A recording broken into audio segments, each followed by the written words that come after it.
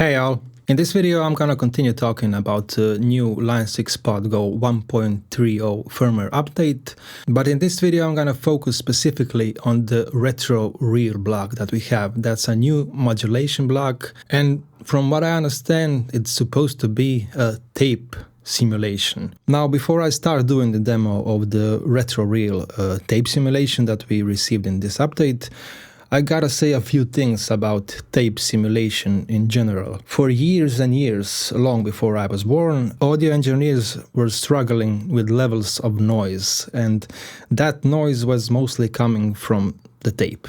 However, with the advancements in technology, especially in computer technology, we kinda got rid of the tape.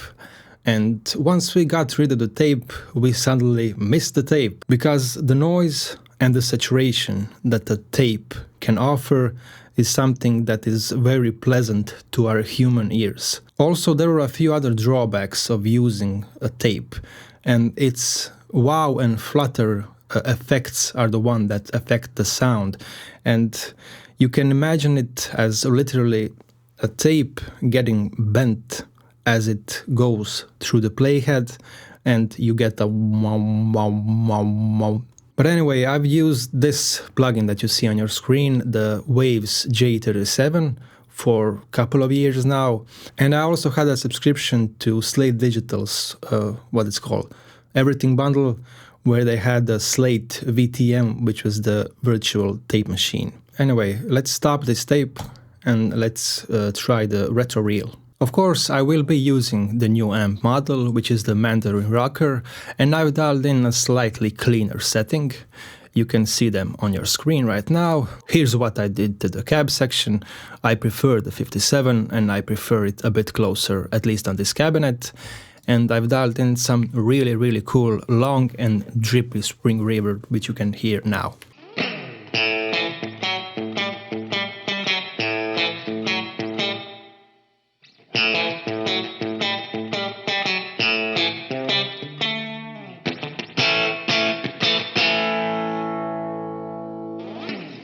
So these are the settings of the Hot Springs reverb, and one of the key things was to increase the amount of high end that's gonna drip into our ears. So we have a fairly clean sound here.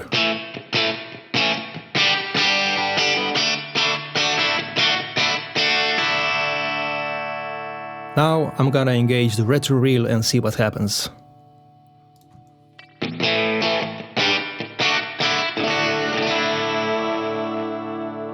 Can you hear the slight modulation that happens?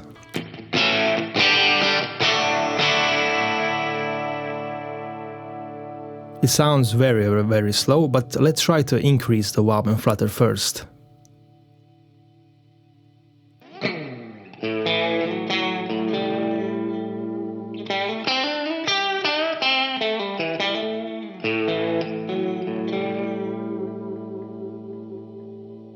So the wow and flutter is definitely happening, and you can hear how it's modulating our sound. I'm gonna bring it back a bit, and I'm gonna test the saturation right now. The saturation was set at 0. Let's try to make it a bit more drastic.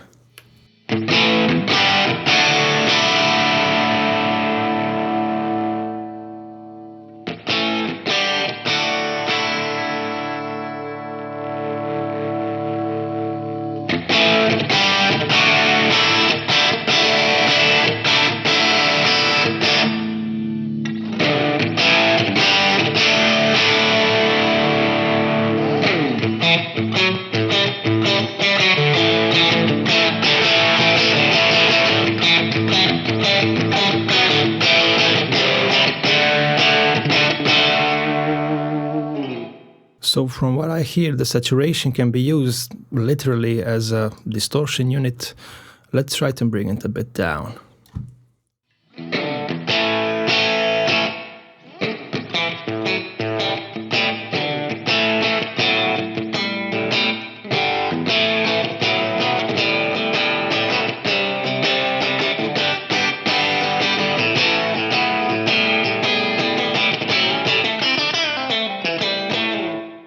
Okay, let's try it without the tape one more time.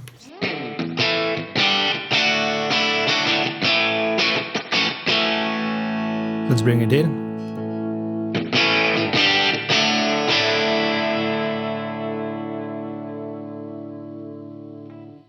Okay, the next thing that I'm gonna test is the texture. I'm gonna put it back to 0.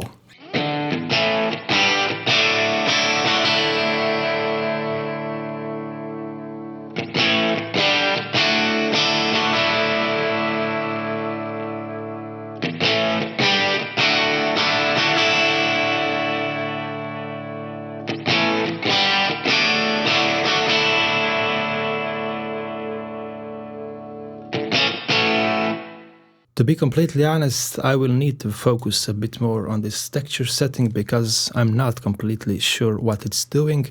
To me, it sounds like the tape is getting a bit older as we turn it to the max values.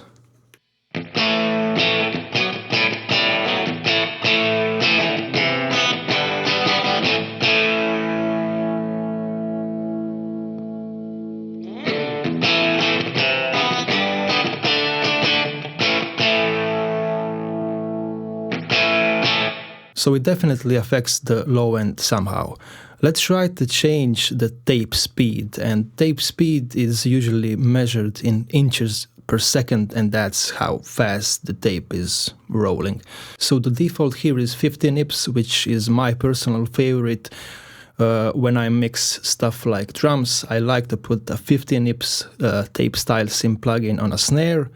And I also like to put the tape style plugin across all my mix, but as a final thing in the chain before the limiter. In this case, I'm not gonna experiment with the position of the retro reel, because to me it makes much more sense now to put the retro reel first in the chain, because it's kinda how the signal chain would work. Probably it would hit the tape first and then it would come out. Anyway, let's try to change it to 7.5 IPS, and I expect the sound to get darker.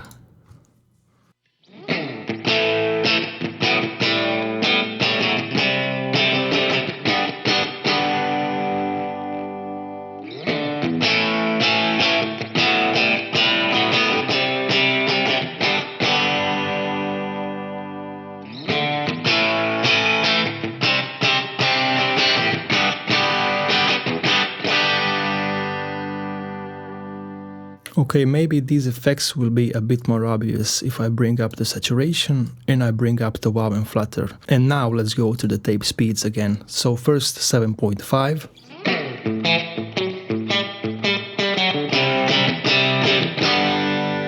$15. And finally 30 IPS.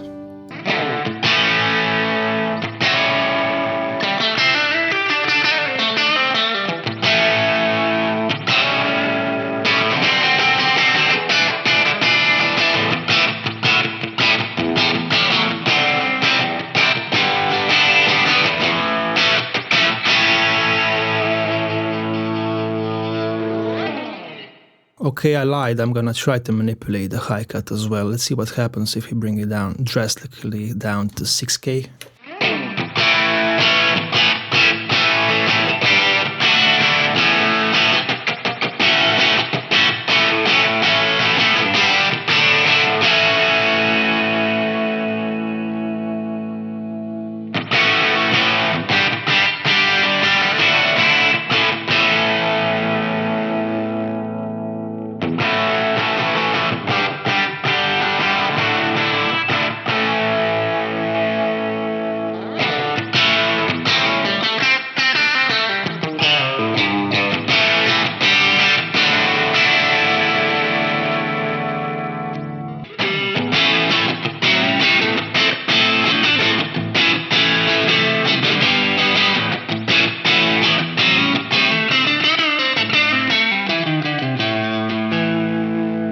And now let's suddenly turn off the tape.